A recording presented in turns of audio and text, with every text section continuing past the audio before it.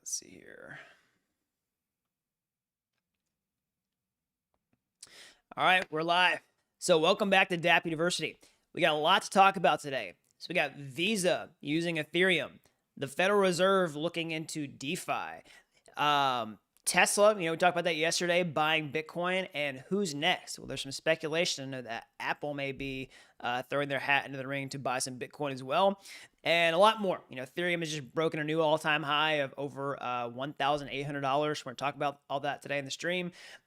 So I had a little problem with my normal camera setup today, so I'm using the good old-fashioned webcam. So I hope you all can see me okay, you can hear me okay, all that kind of stuff. Still working out some of the kinks of this live stream, but yeah, before we get into all that, if you're new around here, I'm Gregory, and on this channel, I turn you into a blockchain master. So if that's something that you're interested in, then smash that like button down below for the YouTube algorithm and subscribe to this channel. And if you want to learn how to become a blockchain master step by step from start to finish, then head on over to dappuniversity.com/bootcamp to get started today. All right, so we'll see. We got people jumping in here, everybody in the chat. We got Ion, Crypto, Bitcoin, Jessica, Prabha, Nitish, Casey, Sergio, Adam. Awesome. Very cool. So yeah, there's a lot of news to talk about. Let's go ahead and check on what's going on with Ethereum today.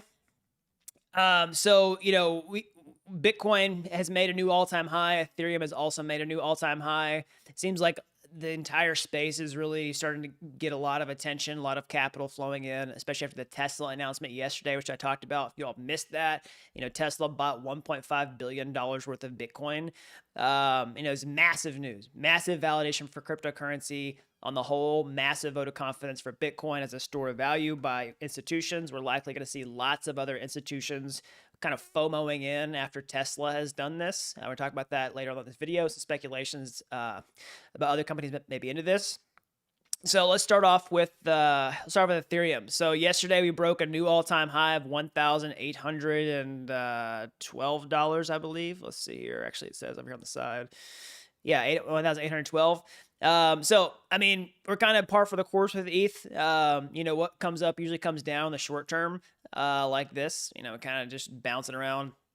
Again, as always, not a big TA guy, not a trader. I'm just looking at my personal investments that I hold, telling you how I feel about them. I feel really good about this outlook, even though we've, made some ground.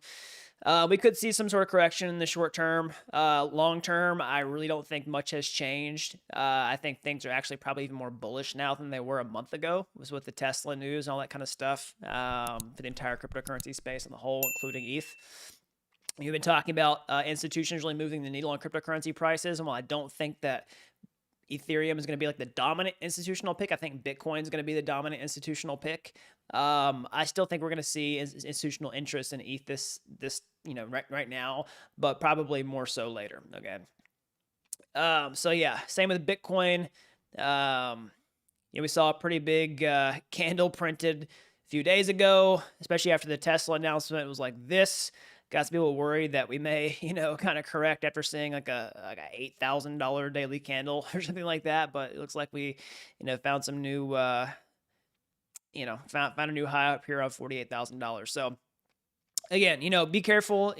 As always, not financial advice, but I personally, if I were doing this, I'd be a little bit careful right now in the short term. But long term, I'm not super worried, and I think things are more bullish now than they were a month ago. So that's what's going on with Bitcoin and ETH right now. DeFi is still looking strong. You it's cooled off from some of the insanity that kind of happened over the last weekend or two. I saw lots of, I'm not a huge DeFi holder, but I do hold some Aave and some synthetics, and Aave was just taking like a massive run. So it's cooled off a little bit, but yeah, we'll see what happens there. So let's get into the news. Let's talk about Visa, because that's one of the taglines for the video here. So this is sometimes what I mean by investigated by the Fed. So I will tell you what that means here in a second. So let's start with Visa. So Visa is partnering with Circle, so people who make USDC. So if you're not familiar with USDC, this is a stable coin powered by the Ethereum blockchain. So it is a cryptocurrency whose price doesn't change, doesn't have the same volatility, something like Bitcoin or Ethereum. It's powered by a smart contract that's deployed to, or a set of smart contracts that's deployed to the Ethereum blockchain. And it basically lets people send around stable cryptocurrency that's pegged to the US dollar. And if you use Coinbase, for example, you can get on Coinbase and you can, convert USDC to US dollars at a 1-to-1 rate with, I think, 0 fees. So don't quote me on that, but it's not like you're making an exchange. You can literally just like go onto Coinbase, I think Coinbase Pro at least, and just like click a button and instantly convert your cash to USDC and vice versa. I think it's 0 fees. If it's not 0 fees, it's very, very low fees. So that's one really big benefit, is the 1-to-1 conversion, as opposed to another cryptocurrency like DAI, where there may be some slippage between the USD value and the actual DAI value. So anyways, stable coins are huge. I think are going to be a huge killer app, I would say, for blockchain, because they improve upon the current financial infrastructure that we have today, which is basically transferring money around. It's faster. In some cases, it can be cheaper. We're talking about large amounts of money. Of course, right now, Ethereum is kind of expensive with the gas fees because of the demand of the network right now, also the price of the cryptocurrency. Okay, so I've talked about a lot in these streams how that problem is going to get a lot better relatively soon on the grand scheme of things. Anyways, the whole point, I'm setting the stage to talk about, I think stablecoins are going to be huge because they improve upon our current financial rails. And Visa is also partnering with Circle to do USDC transfers under the hood. At least that's my current understanding of what's being published here. So this is all brand new news. I've been kind of going through this, and let's take a look and see what's going on. So credit card giant Visa today announced it's connecting its global payment network to 60 million merchants in the to the US dollar coin, USDC, which I was talking about, developed by Circle Internet Financial on the Ethereum blockchain. The digital currency is now worth $2.9 billion. So yeah, that's exactly what I'm saying. Basically, they are partnering with Circle. They're using USDC, the exact currency I was talking about, and it's verified that it's on top of Ethereum, right? Not something else. They're using Ethereum. So while Visa itself won't custody the cryptocurrency effective immediately, the partnership will see Circle working on Visa to help select Visa card issuers to start integrating the USDC software into their platforms and send and receive USDC payments. So there's some infrastructure that has to be spun up here, basically, in order to make this effective. But this is a huge deal. Okay. So basically, there's a fast track program they have to go through. Let's see, there's some important points I want to get to. So Visa estimates that $120 trillion in payments annually are made using checks and instant wire transfers, costing as much as $50 each. So this is going back to what I was talking about a second ago, improving efficiency, improving costs. So regardless of the size of the transaction, since USD settles on the Ethereum blockchain, transactions can close in as little as 20 seconds. So that's the speed that I'm talking about. And importantly, can be done for nearly free. Visa believes its vast array of merchants could choose to do this nearly instantly, or do this as a nearly instantly alternative payment. Okay. So that's exactly what I'm talking about. So it's improving upon the current financial rails. It's making things faster. It's making them cheaper. Time is money. Also, by definition, money is money, right? So when you're saving both of those things, that's one of the big things. So, I haven't seen the rest of this to know like what the timeline on this integration looks like, but it's a massive vote of confidence from the technology of Ethereum. And guess what, right? I made a video yesterday talking about I've talked a lot on this channel about Ethereum 2.0, why I think Ethereum is going to be a huge winner in the short to mid and also probably long term compared to some of the other smart contract platforms that are out there or coming out. And this is a massive vote of confidence in that direction, okay?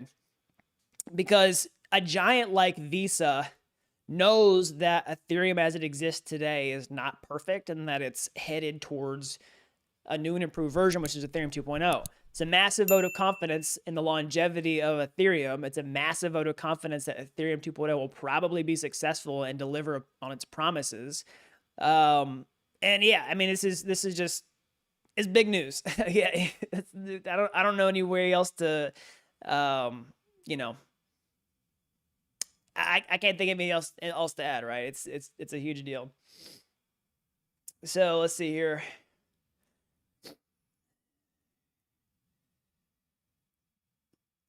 Somebody says our maker and Aave sleeping. Yeah, it's hard to say. Somebody says it's nearly free. We've seen the cost of gas nowadays. Yeah, that's true. So, as I was saying earlier, you know, it's hard to know what they mean by that. It doesn't necessarily cost $50 to send an ERC20 token, though, especially with low gas prices. So that's still cheaper than the alternative that they're talking about. Maybe they have insight to some of the layer 2 stuff that's going to happen very soon on Ethereum. Maybe I would think that some of these major players, you know, have some of their ear to the ground with some of the innovators in the space. I imagine Circle has some insight into what's going on there.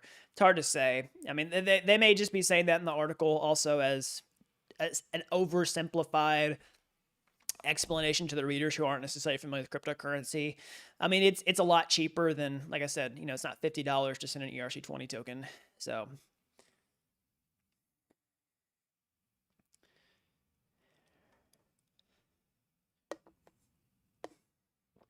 okay, so let's move on to the next item here. Some people were asking about this. So the Fed investigating DeFi. All right, I'll clarify what I mean by that, because this is actually really huge news.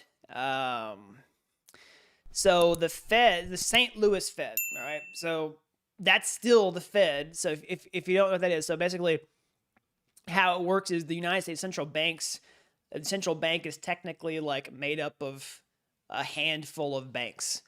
So the Federal Reserve Bank of St. Louis is one of the 12 regional banks that, along with the Board of Governors in Washington, D.C., make up the United States Central Bank. All right. So they basically are one branch of the Federal Reserve. Okay. So they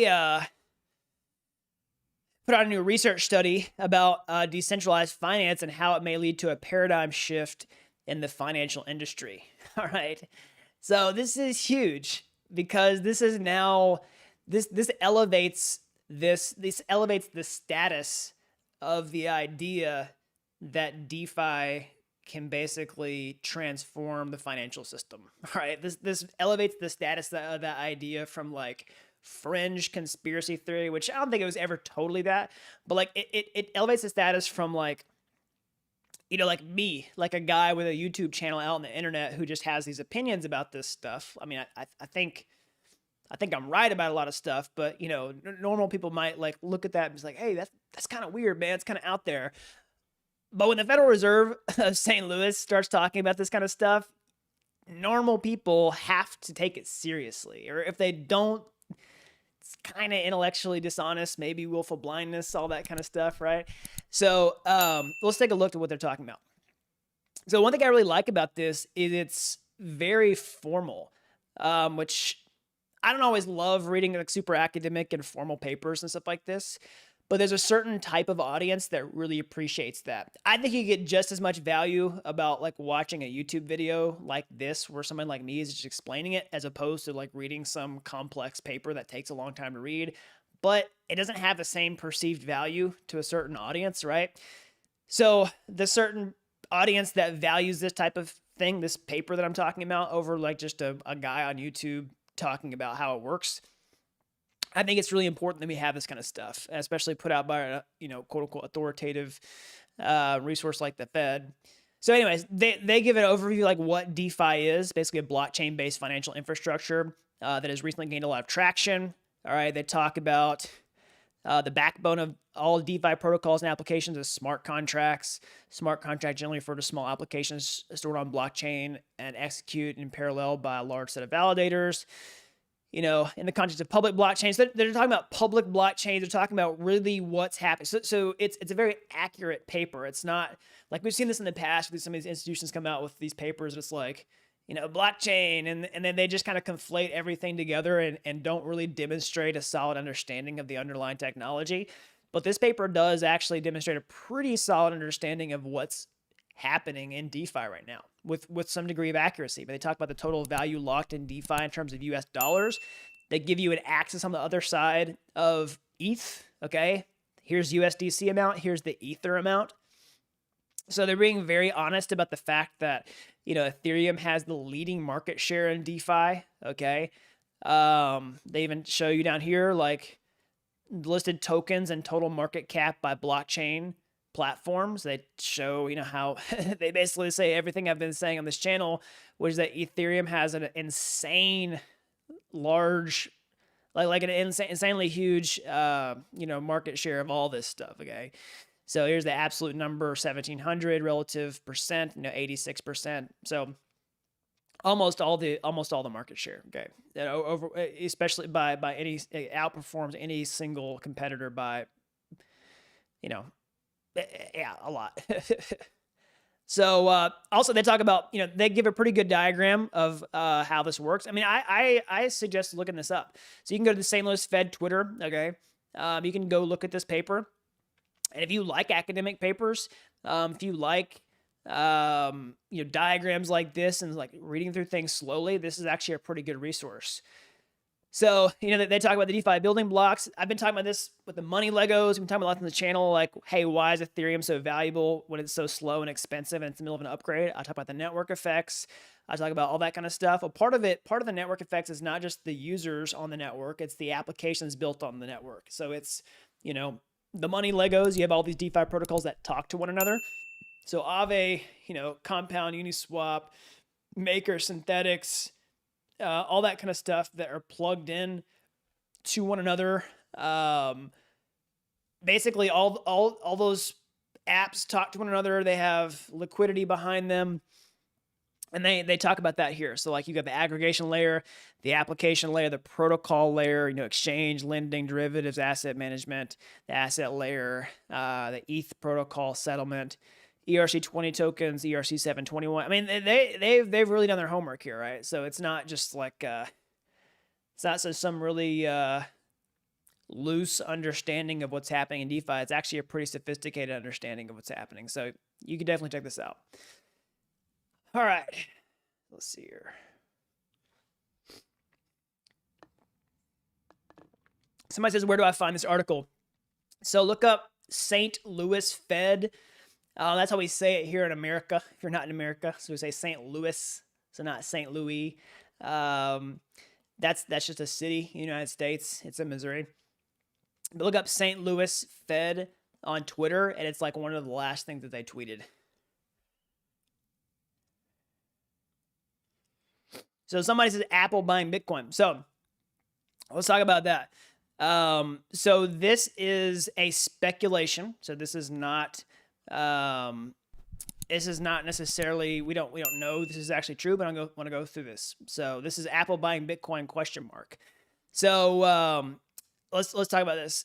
So basically, yesterday we had the big announcement of Tesla buying Bitcoin, and it was a huge deal, right? Because we talk about this corporate FOMO. Basically, nobody wants to be the last person to buy Bitcoin, right, for their company. Tesla basically taking Bitcoin into the mainstream. So, you know, they're talking about how they basically made this prediction last month that they would pivot some of their you know, balance sheet into Bitcoin, and they're discussing like who's next, right? Who's next? And there's some speculation here that Apple may be one of the next players. Okay, so this is not confirmed. We don't know this. This could be totally wrong. Okay, we want to talk about what's really interesting about this and how this could majorly impact not just corporate participation in Bitcoin, but the entire Apple ecosystem. Okay, so let's talk about this. So let me find where I was jumping in on this article.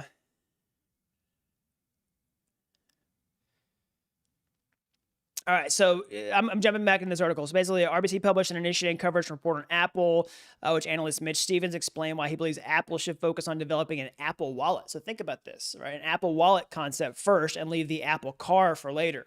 So in order to leverage 1.5 billion installed user base to unveil a Coinbase-like Apple exchange later, which allows Bitcoin transactions and which would add about $50 billion in value. So basically, Apple could take sort of their existing user base that's familiar with Apple Pay, basically create an Apple Wallet, integrate some sort of exchange mechanism, and that way give people also exposure to Bitcoin. So again, this is all speculation. If you're just tuning in the live stream now, this is nobody knows that this is actually going to happen. This is not necessarily news. It's just something I think could happen. So more importantly, the RBC analyst and says Apple should purchase just $1 billion of Bitcoin or 4 days of cash flow. All right, so just 4 days. All right, that's crazy. It would send even more users from Apple Exchange. So what they're talking about is this being a really huge move for Apple. If they bought it, they have the infrastructure. They could have the infrastructure in place basically to create an Apple Wallet, leverage their users who kind of already are familiar with using Apple Pay, get exposure to Bitcoin, also integrate some sort of exchange mechanism in there, and then letting the company basically convert $1 billion is just 4 days of cash flow of Apple into an asset like Bitcoin, which some of the findings from Tesla yesterday were that they're not just talking about using it as a store of value, but they seemed like they were saying it felt like a good investment for them as well. So that's a huge vote of confidence what they think Bitcoin's going to do. So again, this is all speculation. We don't know this is actually going to happen, but it's actually a pretty compelling, pretty compelling idea, given the fact that Apple has entered the payment space in the past with Apple Pay. It's familiar. It's got a large user base. They have a ton of cash. Okay, so this is definitely something that could go down. All right, we don't know that it's going to for sure, but those are all the details that we've seen so far. So, all right, let's see here.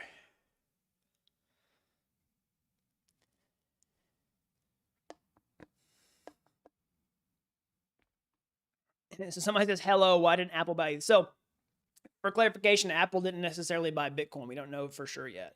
It's all speculation. So why wouldn't they buy ETH? So I've been talking about this a lot on the streams. I don't necessarily think that ETH is going to be the dominant institutional pick for this cycle. Okay, I think that I think that Bitcoin is going to be the dominant institutional pick. I think we see that vote of confidence in Bitcoin as a store of value. I've been talking a lot on this channel that we're kind of trying to figure out if cryptocurrencies are a good store of value for institutions, all that kind of stuff. Looks like Tesla's, other companies are giving a massive vote of confidence for that and Bitcoin, right? I think Bitcoin's an obvious choice because it's the number one cryptocurrency by market cap. It has a limited supply. It's got so much narrative going forward, all that kind of stuff, so much momentum. I think Ether is also as institutional grade as Bitcoin. You can do more with it. I think it's a newer technology. There's reasons why it wouldn't be, lots of reasons why it wouldn't be the first institutional pick, but I think it's just a matter of time before it is. We're already seeing some institutional adoption of it. Not financial advice, not telling you to buy or sell any of your coins based on information, but that's my view. So somebody says, do I think governments will buy Bitcoin? It's a good question. I could see some smaller governments buying Bitcoin before larger ones, where basically they could tremendously benefit from the upside potential of converting a small amount of their reserve to Bitcoin. All right, and maybe some countries where there's less red tape to doing that. I don't have good examples of what those types of countries would be off the top of my head, but anybody that fits that description, I can see them being a first mover in that. Whereas, I don't know, I'm no expert on this particular topic, but I would be greatly surprised if we saw the United States buying a bunch of Bitcoin tomorrow or something like that. That's probably not going to happen.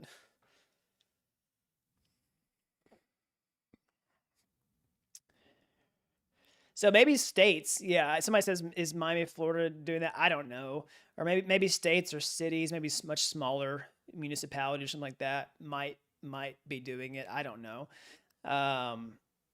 Smaller. The whole point, I guess, I'm trying to make is smaller governments, whether it's a small country, whether it's a city, a county, a state, a province, wherever you are in the world, some sort of smaller government that can be more agile with these types of decisions, have a smaller amount of money, and benefit a lot from the upside of increasing a small amount of money in value, like, not talking like, tens of billions of dollars or anything like that. So somebody says Miami, Florida is doing it. So that's pretty cool. I haven't seen it. I can't confirm nor deny whether that's the case. Let's check on that. So somebody says Miami's mayor is trying to become the crypto hub. So this is news to me. I haven't heard about this, so I'm learning something today on the live stream. I'll go check that out. That's pretty cool.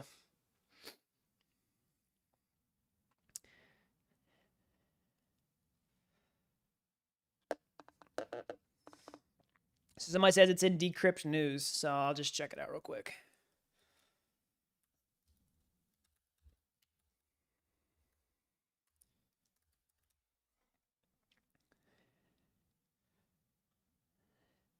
So let's see here.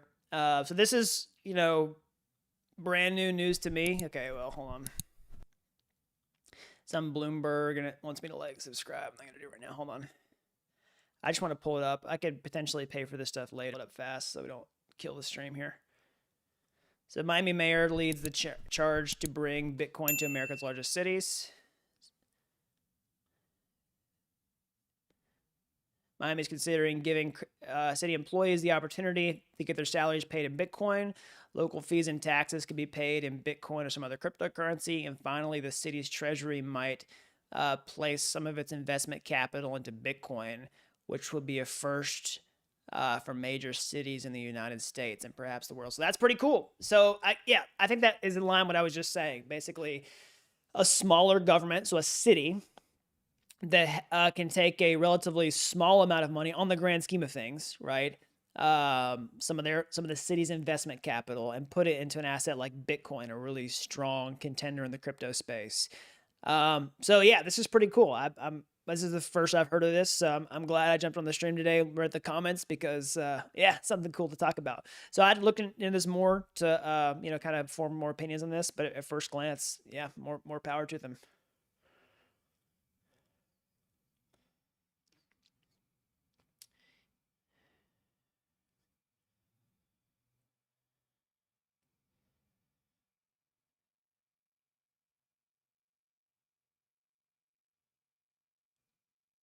All right. We'll see if we got any more questions today. I'm going to wrap up here shortly, but if I see any more questions in the stream, I'll go ahead and answer those before I roll off here.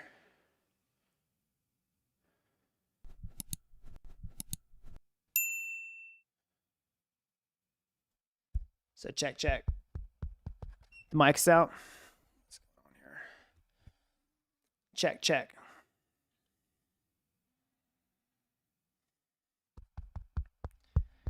Let's see, can y'all hear me okay? Check. How about now? Can y'all hear me okay?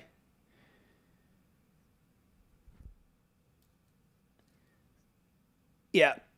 It's good now? Okay, sorry.